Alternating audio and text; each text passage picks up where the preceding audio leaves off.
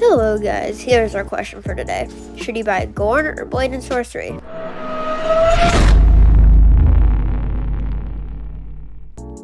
So if you have seen my last video, you saw that I reviewed Blade and Sorcery. So now I make them fight head to head to see who turns out to be better. This battle will include many things like how the time are the same, but they're basically completely different.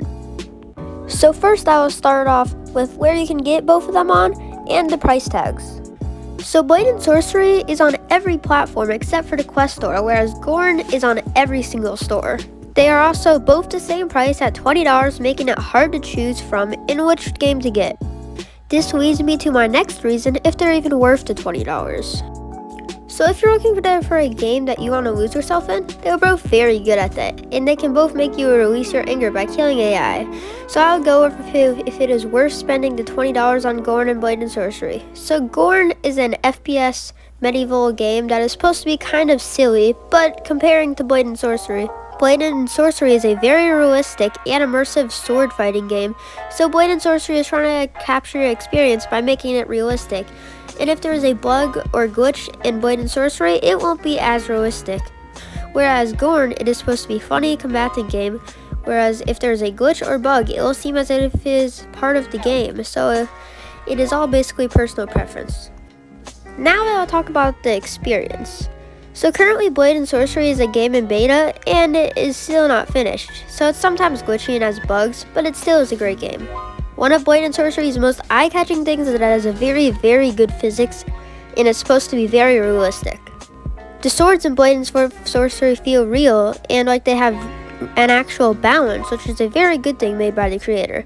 The arrows also have real ballistics, which adds more to the game, and Blade and Sorcery has a lot of detail put into the game.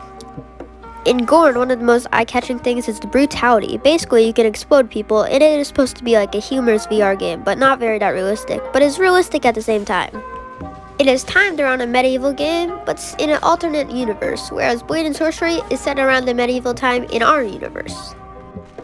Last but not least, I'll talk about the basic missions and what you can even do in the game.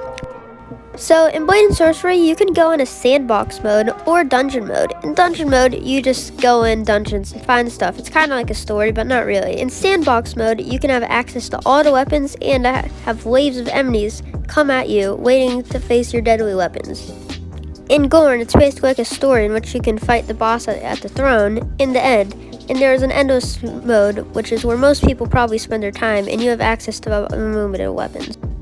So if you have $40 lying around, I would spend it on both of the games because of how great games they are. In my opinion, you should buy both the games for different experiences and the endless fun and joy they give you. If you made it to the end of the video, please like and subscribe and turn on post notifications for the new video every once in a while. I also got COVID-19, so that's the main reason why I stopped posting for about 2 weeks.